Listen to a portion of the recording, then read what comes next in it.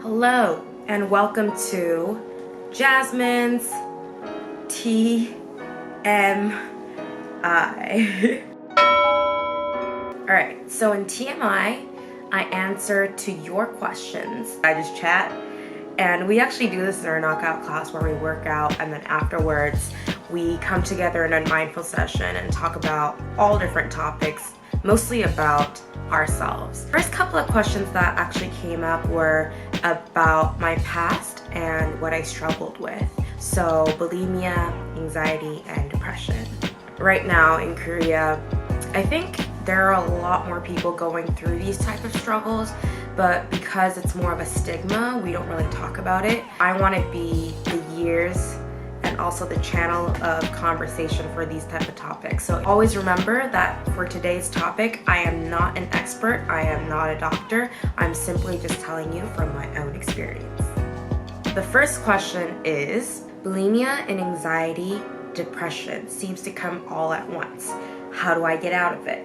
So I'm just gonna give you my definition of what these things are from my experience. So bulimia is when you eat excessively in a short amount of time, and contrary to binge eating, you try to get rid of those actions through taking medication, vomiting, or working out excessively. And I went through this from my second year in high school all the way to college. It lingers, but I would say that I've learned how to deal with it from the help of my therapist and my friends around me.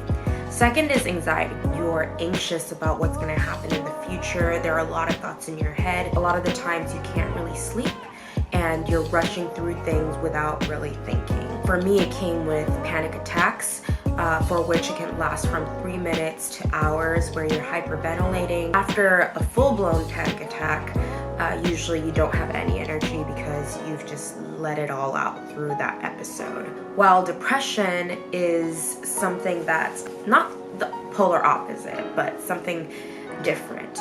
So I just want to say that depression is not just about feeling sad.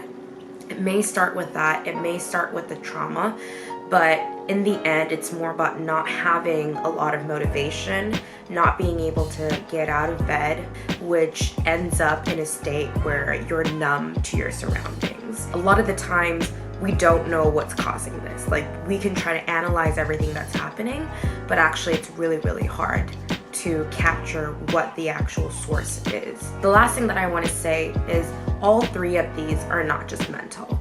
They're also physical. When I started to accept the fact that these were physical, I think that's when I realized, okay, I can actually get over this and I need help. All of these type of disorders come with an imbalance of your hormones, whether it be serotonin, dopamine, norepinephrine, that help you with your emotions and your mood are not exactly in balance. As this person asked me, it seems like everything comes at once. How do you get out of it? This is such a hard question. I would say the number one thing, if I just had one answer, would be rest. So a lot of the times these all come because you're surrounded by so much pressure and you don't know what to do. That's why you're anxious.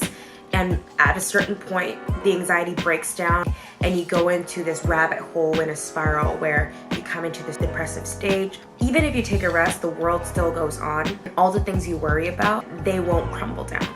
So definitely take a rest, whether it be traveling, not doing anything in your bed, and actually having nothing in your head. Do whatever makes you happy and actually rest up. And I guarantee that you could have at least a pump of energy that can get you somewhere. Second question.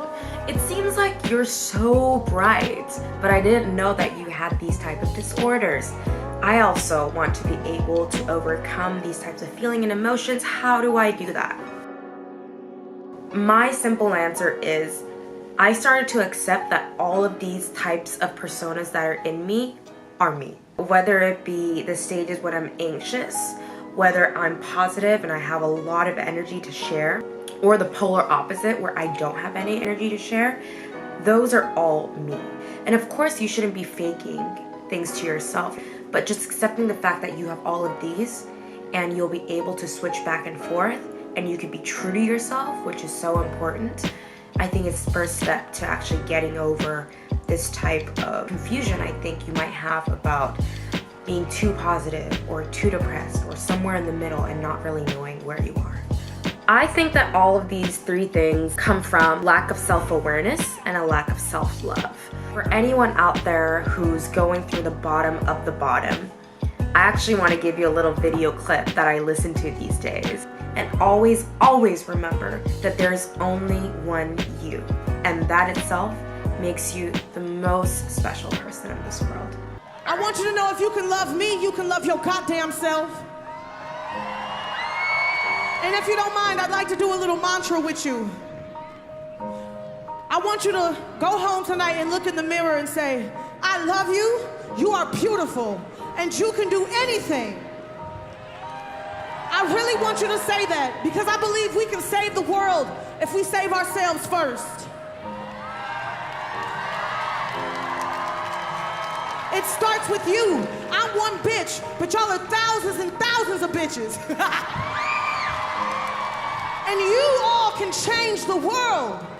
So right now I want you to say to me, I love you. You are beautiful. And you can do anything. Now I want you to look at the person next to you and say, I love you. You are beautiful. And you can do anything. And now I want you to look at me because I've been depressed lately, bitch, and I need it. Say, I love you, Lizzo. You are beautiful, girl.